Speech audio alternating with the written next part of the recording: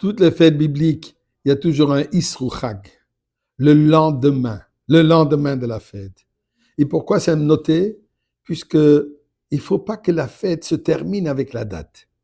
Il faut que cette expérience que nous avons durant la fête, il faut l'amener dans le reste de l'année. Bien sûr, la même chose, c'est avec la date de Gimel Tammuz. Hier, le 3e jour du mois de Tammuz, comme nous avons parlé, c'est le jour où il y a 31 ans, le rabbi a décidé de se voiler de nous physiquement. Hier au Ohel, il y avait plus de 100 000 personnes qui sont passées.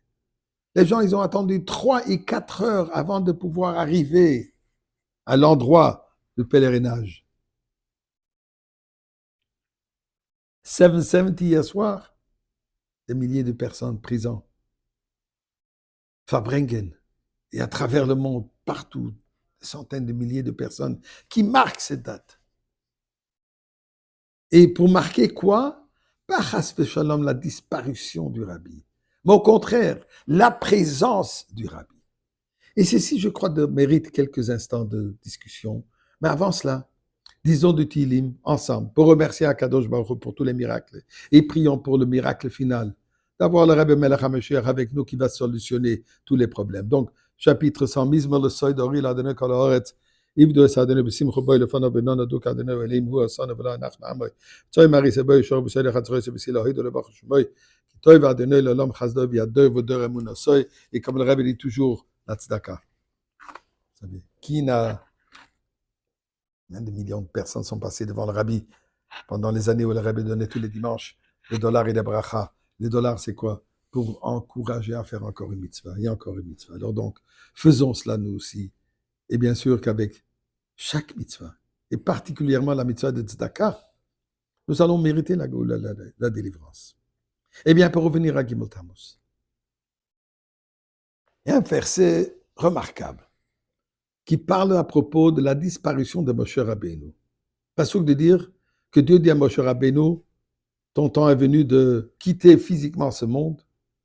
Et voilà, monte sur la montagne, tel endroit, moul bet por, etc. Mais ensuite, il y a marqué, Velo yada ish et kvurato ad hayom hazeh. Aucune personne ne sait. D'habitude, on traduit, on ne sait pas où Moshe Rabbeinu a été enterré. Mais si c'est ça ce que la Torah veut dire, alors les paroles auraient dû être Velo yada ish et mekom kvurato.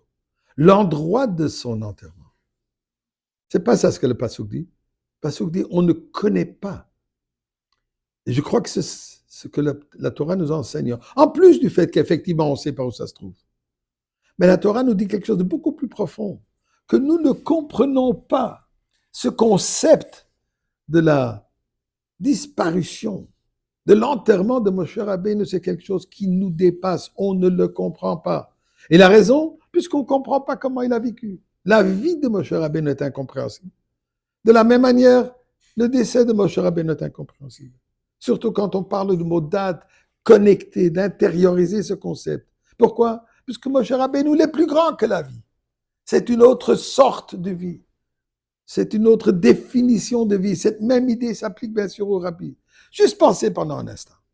Ça fait 31 ans qu'on ne le voit plus. Ça fait 31 ans qu'on ne l'entend plus.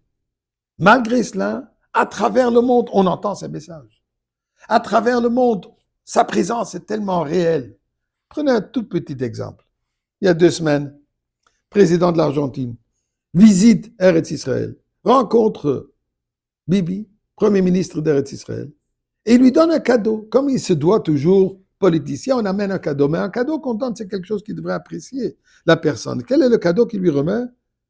Apparemment une peinture basée sur une photo que quand Bibi était chez le rabbi. Vous vous rendez compte? Président d'Argentine non-juif remet une photo de Bibi avec le rabbi pour lui souligner l'importance de cet événement. Et la discussion qui a ensuite suivi était les deux.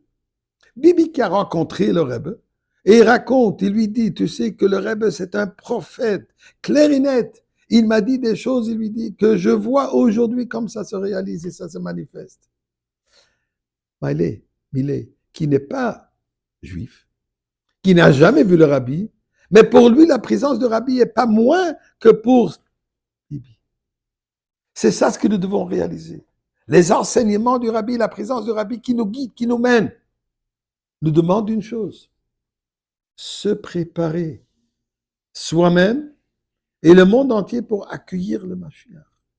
Ceci se fait